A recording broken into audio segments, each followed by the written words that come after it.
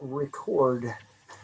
All right, so like I was saying, the book is called Core Facts. Now, each of the letters in core and facts stands for something different. So each week we're going to go through and we're going to talk about a different letter. Now, this week is one of my favorite arguments for the existence of God, um, and it's chapter 1, or C, and that's cause. Right. So C stands for cause. And that is the universe had a cause. We get that in the Bible. We see that in Genesis 1:1. In the beginning, God created the heavens and the earth. Now, there's an argument for the existence of God called the cosmological argument. Now, there's a whole bunch of arguments that fall under that, which is pretty much the argument for the beginning. All right. Now, the one that I generally will refer to is called the Kalam cosmological argument, which was first done by Muslim theologians way back when, I think 12th century, Al-Ghazali. And it was more recently popularized by a guy named William Lane Craig. And it says that all things which begin to exist have a cause for their existence. The universe began to exist, therefore the universe has a cause for its existence. Now we know who that cause is, because we see that in the beginning, God created the heavens and the earth, Genesis 1:1. And he talks about, of all the arguments for the existence of God, it's my belief that a proper form of the cosmological argument is the strongest death blow to atheism, which can be brought from the arena to the natural mind. While it's certainly the case that certain types of evidences and formal arguments will be persuasive for individuals of varying backgrounds and personality types, this family of arguments strikes many thinkers as uniquely clinching. Now, Frank Tipler is a cosmologist and mathematician. He works at Tulane in Louisiana. He said, when I began my career as a cosmologist some 20 years ago, I was a convinced atheist. I never in my wildest dreams imagined that one day I'd be writing a book purporting to show that the central claims of Judeo-Christian theology are in fact true. These claims are straightforward deductions of the laws of physics as we now understand them. I've been forced into these conclusions by inexorable logic of my own special branch of physics. Right? So he's saying that physics shows us that God exists. How does physics show us? Because we understand that in the beginning, God created the heavens and the earth, right? All things that begin to exist have a cause for their existence. The universe began to exist, therefore the universe has a cause. So this leads us to the conclusion that we have to understand that, okay, so what is this cause, right? Well, this cause is something that is beyond space, something that is beyond time. It's immaterial. It's not made up of matter, and it's powerful. So we're looking for spaceless, timeless, immaterial, very powerful entity. And, well, we know who that is. That's God. Right? So when we look at it in this way, right, we understand that that's called a syllogism. A syllogism is a group of premises followed by a conclusion, right? And if both premises are true, then it follows necessarily that the conclusion is also true, right? As in this thing, as with the cosmological argument. So right here on the left side of the screen, you see it says everything that begins to exist must have a cause for its existence. Right? The universe began to exist, so we take the first part of that, and we apply it to something much smaller, right? So we take much smaller than everything. By everything, we can include the universe in that. The universe did begin to exist. That's what modern science says. Even with the Big Bang, it says that the universe began suddenly at some point in the past. Right? And if the universe began to exist, like anything else that begins to exist, it has to have a cause. So this even gave Einstein some troubles. Now, not to say Einstein ever became a Christian or even, followed the Judaism he was born into. He said that this had problems for his atheism. The Big Bang did. But what we're saying in this formal argument, we're not saying that it's the God of the Bible 100% for certain, because that's the only. No, multiple gods out there have been listed as creationists, as being the first cause. Right now, we are just getting to the baseline, the foundation of it. Does God exist? Right? That's the first couple of weeks what we're going to talk about is, does God exist? Right? This is one of those arguments for, does God exist? All we're saying in this formal argument is something or someone had to cause the world to come into existence. Right? That's it. The only reason for all the philosophical talk is that the argument is set up to handle objections, right? So when we talk within philosophy, right, it's got to be able to withstand the objections. So all that is in the universe is time, space, and matter or energy, right? These categories make up the entirety of naturalism, or the natural world. Though it seems strange to imagine, outside of the universe, time itself does not exist. This is not only the conclusion of theologians, physicists agree with this claim. Furthermore, outside of the universe, matter does not exist. All right, so when we're referring to matter, we're also referring to energy, right? Because light, it's a particle, but it's not really matter, it's energy. It's what's called a photon. And space itself doesn't exist outside of the physical universe, right? There's nothing beyond the bounds, the ever-extending bounds of the universe, right? So even the space of every distant galaxy did not exist outside the physical universe. This means that whatever caused time, space, and matter to come into being cannot be made up of time, space, or matter. And it's simpler than it sounds. Time, space, and matter make up nature. Right? So something outside of nature calls all of nature to come into existence, all of the natural world.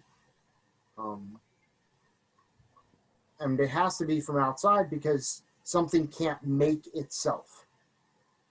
Right? It's like saying that I made me. That just makes no sense when we talk, in anything, because that would mean I have to pre-exist myself to be able to make myself. Does that make sense? Yeah. Okay. Yep, absolutely. Okay, good. So if there was a beautiful painting on the wall, I asked you what caused the painting to come into existence, what would you say? Well, you'd look at it and say, oh, well, somebody painted it, right? May not know who, and just because I don't know who doesn't mean that somebody didn't paint it. It didn't just magically appear there, right? But if we say that some part of the painting caused the entire painting, you'd think I was out of my mind. You'd think that, hey, Matt's lost a screw here. So if I were to say that, you'd be like, that doesn't make any sense. Something in it can't cause it, right? Thus, the cause of the universe can't be in time. It's got to be eternal, beyond time, right? The cause can't be material, right? Because that would be part of the painting, right? So it's got to be immaterial. It can't occupy space, because space is part of that creation, right? So it's got to be spaceless. Yet if the argument only brought us this far, we'd be at a loss. We need to determine what sort of things fall into these categories. We have to find out things that are spaceless, timeless, immaterial, with no energy. So the only things that fit into this would be abstract things, right? Numbers, they're an abstract thing. Something, what this is called, us realizing that, hey, matter can't create itself. That's called the law of non-contradiction, right? You can't be both A and not A, right? I can't be the painter and the painting. That doesn't make sense, right? I can't be, the son of my father and the father of my father. That doesn't make sense. Those are contradictory things, right? I can't exist and not exist at the same time. That doesn't work, right? A lot of these things like numbers, laws of logic, things like that, they don't cause anything though, right? They're abstract things that don't cause something, right? 2 + 2 = 4. John Lennox put it this way. I like John Lennox. He says, if I put $20 into my nightstand at the hotel tonight, and I go back tomorrow morning, I put another $20 in my nightstand. I come back tomorrow evening, and there's $10 in my nightstand. Have the laws of mathematics been broken? No, the laws of Alabama is what he generally says with it. But the law has been broken, not the laws of mathematics, right? The laws of mathematics don't cause anything. A law doesn't cause something, right? The point is that the only possible cause that is timeless, spaceless, and not made of matter is a mind without a body. And that's, the scriptures teach us that in John 4:24, that God is a mind without a body. So the universe must have a cause, which is eternal, spaceless, timeless, immaterial. And this is what we generally mean when we speak about God, right? He's beyond time, beyond space, right? He's beyond material. He's not material. So, that's kind of what we're talking about when we get at this. And the truth that springs forth from these revelations, sort of things that have caused agnostics and atheists say very theistic things. Robert Jastrow, he's an agnostic. He says, for the scientist who has lived by his faith in the power of reason, the story ends like a bad dream. He has scaled the mountains of ignorance. He is about to conquer the highest peak. He pulls himself over the final rock. He's greeted by a band of theologians who've been sitting there for centuries. So when we look at it, though, people can say, oh, well, there are objections to this, right?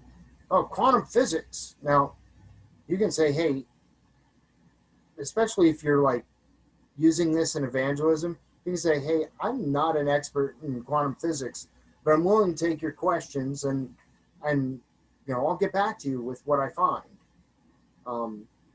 But they talk about quantum physics demonstrating that some things can come to exist without a cause. Stephen Hawking said, because gravity shapes time and space, it allows space-time to be locally stable but globally unstable on the scale of the entire universe. The positive energy of the matter can be balanced by the negative gravitational energy, and so there is no restriction on the creation of whole universes. Because there is a law like gravity, the universe can and will create itself from nothing in the manner described in chapter 6. Spontaneous creation is the reason why there is something rather than nothing, why the universe exists, why we exist. It is not necessary to invoke God to light the blue torch and set the universe going. So on this quote, I'm actually going to go uh, back to John Lennox. He says, nonsense is still nonsense, even when spoken by famous scientists. Now, John Lennox was, I should say, a professor at Oxford University who went to school at the same time as Stephen Hawking. And he says, I'm nowhere on his level, but, he's also, Hawking is not the greatest of philosophers, right? So the existence of positive and negative energy would require explanation, right? Because we talked about that. Energy is something, it's not nothing, right? So we can't point to something that is something if we say that nothing is all that existed, right? And that's kind of what we get into with that is, when you've got positive energy and negative energy, you have something. So that can't be why there's something rather than nothing, right? Energy is still something. So when we talk about nothing, we're talking about nothing. And then, so the atheists are trying to say the universe could have come to exist without a cause because of a field of science called quantum physics has shown that some things do happen without a cause. Problem is that quantum physics doesn't show this, and there's a huge difference between something in the universe happening and the whole universe itself coming into existence from nothing. Then the second kind of argument against the first premise is, well, who created God? Right? That's called TucoQ, which is saying, I know you are, but what am I? Right? Right? What this means is the critic simply claims the proponent of the given argument has the same problem that he's asserting the critic has. It would be like responding to the charge, you lied about cheating on the exam, by saying, well, you've lied to me about things too, rather than responding to the charge, right? Everything that begins to exist must have a cause for its existence. That's a key word there, right? Begins. Did God begin to exist? And the answer, as we understand it, is no. God didn't begin to exist. God is timeless. Means he's outside of time, no beginning. So God has no beginning, so he doesn't need a cause. The only kind of things that need causes are things that begin to exist or begin to happen. Right? And how do we know that the universe is not the only temporal thing that needs a... how do we know that the universe is not the one temporal thing that needs no cause? Well, that would mean that the universe has to be eternal. Or not even eternal, infinite. So infinite is funny. If you have an infinite number of books, right? An infinite number of books, and half of the books are red and half of the books are black, how many red books do you have?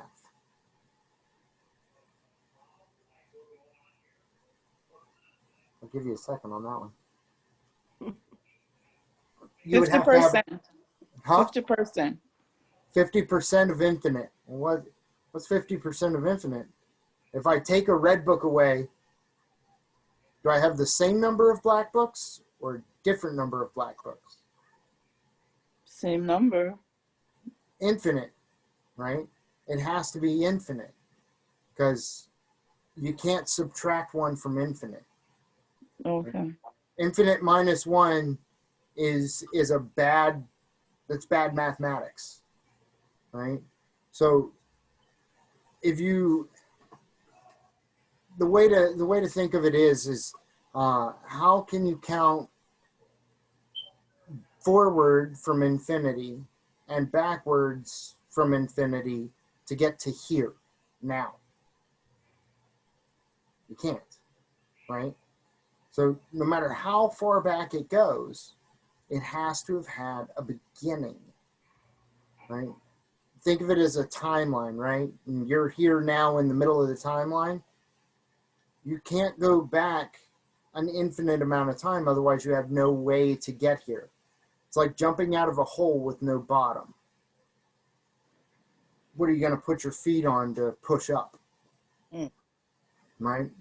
So you got to have that bottom so that you've got something to put your feet on to push up. And then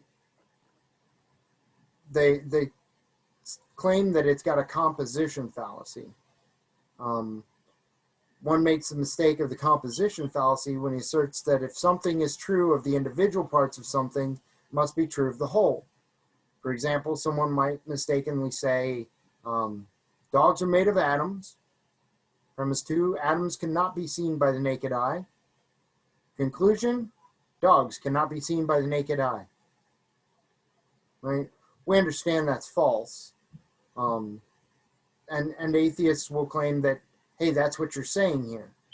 The fact that everything in the physical universe requires a cause does not necessarily mean that the universe itself requires a cause. Huh? We understand that just because the parts require the cause doesn't mean the whole necessarily does, but the whole does because it is made up. It's individual. It ceases to be the universe without these individual parts, right? The second item mentioned still needs to be satisfied in order for the objection to stand, right? So even if we say, okay, sure, whatever, you're right, part to whole, right? Okay. We've still got to get through premise 2, right? If the universe has always just existed, then it doesn't need a cause, such as God, right? That's what we talked about. That's why some atheists argue that the universe has always existed. We see that it hasn't always existed. We know this. We know this quite well, right? Alexander Vilenkin is a Russian cosmologist. He says that it's said that an argument is what convinces reasonable men, and a proof is what it takes to convince even an unreasonable man. With the proof now in place, cosmologists can no longer hide behind the possibility of a past eternal universe. There is no escape. They have to face the problem of a cosmic beginning. Now, he says it's inescapable. They have to deal with this. It didn't always exist. That it's proven quite well that it began to exist at some point, right? And we see this throughout time, that we've gotten more and more and more information about it. In 1964, Penzias and Wilson, they discovered what's called cosmic background radiation. This is like the radiation that was started with the Big Bang, the first set forth with the Big Bang. And Penzias, he said, astronomy leads us to a unique event, a universe which was created out of nothing, one with the very delicate balance needed to provide exactly the conditions required to permit life, and one which has an underlying, one might say, supernatural plan. So we see that, science supports that second premise. Edwin Hubble said that the universe is in a state of expansion because they could document the red light shift in distant galaxies. The universe is expanding from a central point, follows that it began to expand, right? So it had to start in movement. Nothing just moves on its own, right?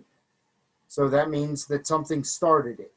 There was an event, and we see that as, in the beginning, God created the heavens and the earth. So the universe began from a state of infinite density. Space and time were created in that event, and so was all of the matter of the universe. Right? So he's got this event. Well, events require a cause. Right? everything we observe in science indicates that the universe began to exist, right? And that's kind of the big part, the key takeaway in this is that we understand that the universe had to begin to exist. Uh, we can imagine that time may continue into the future infinitely, right? It can continue forever from where we're at, right? But we had that start point, right? So it's like a vector that goes on forever, right? Um, but we could never reach infinity because there's no such thing, right? As we talked about um, with the books, right? The red and the black books. Another one's a hotel analogy. I don't really understand it as well as I do with the book analogy. He talks about the hypothetical library with an infinite number of books. All the books were either black or red, so that all even numbered books were red and all odd numbered books were black. And you removed all of the red books, how many books would be left? Well, you'd have all the black books, but it would still be an infinite number of books. No matter how many points in the past of the history of the universe, we would never have arrived at today without a start, a 0 point. So what people will then say once you've gone through the whole thing and you've said, well, look, this is good, positive reason to believe in a God, they'll say, oh, that's just the God of the gaps fallacy. We don't understand what the cause was, but you can't just assert that it's God. And the reason that we're able to do that, and not, it's actually called an argument from ignorance. We're not arguing from ignorance. We're arguing from what we know, right? We're arguing from knowledge. We're making a positive claim, right? It's not the case that we have no positive evidence for God as the cause. In fact, evidence points squarely to God's existence. There simply is nothing else in existence that is eternal, spaceless, non-material, and has causal powers. That would require a mind, right? Only a mind independent of a body would qualify for that. Therefore, the God of the gaps fallacy doesn't exist, right? And is it possible that one day we'll have a natural cause for the universe? I don't know. Maybe, but until they do that, to argue outside of the evidence we have is to argue from ignorance. What he refers to here as, instead of a God of the gaps argument, a naturalism of the gaps argument. Right? So we can see, that the universe began to exist, right? And what he says here, we can start this when talking to somebody with just saying, why is there anything here at all?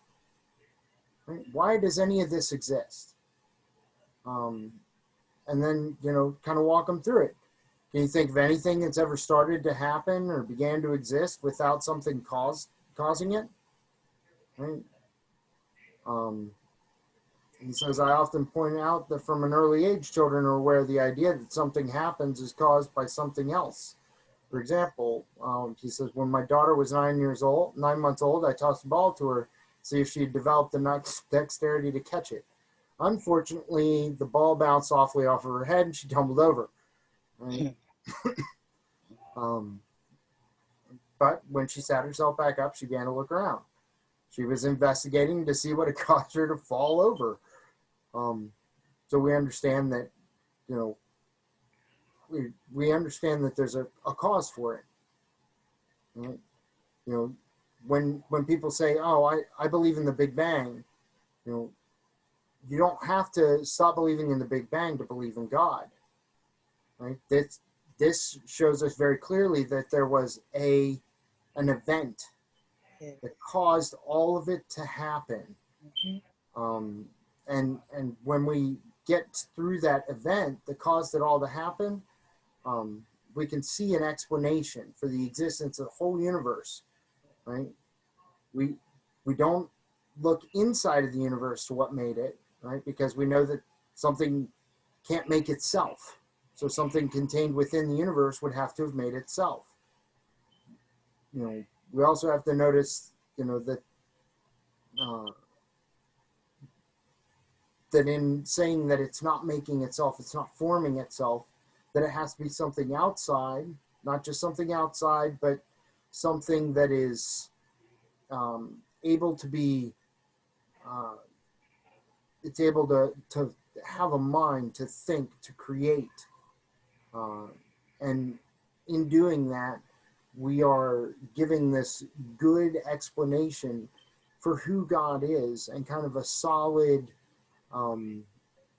understanding of what that really means to us. So what we're really talking about here is this cause, and the fact that we need to recognize that there is a cause. And there's 6 questions at the end of the chapter. So when I send it out, just go through those 6 and look at them kind of by yourself and say, you know, can I answer these? And if you can't, go back through the chapter, read it, and say, hey, you know what? That makes a lot more sense now. Or if you've got questions, feel free to text me or message me on WhatsApp or anything like that, and we can kind of talk through it. And yeah, that gets us through chapter 1, which is the C in core facts, or the cause. So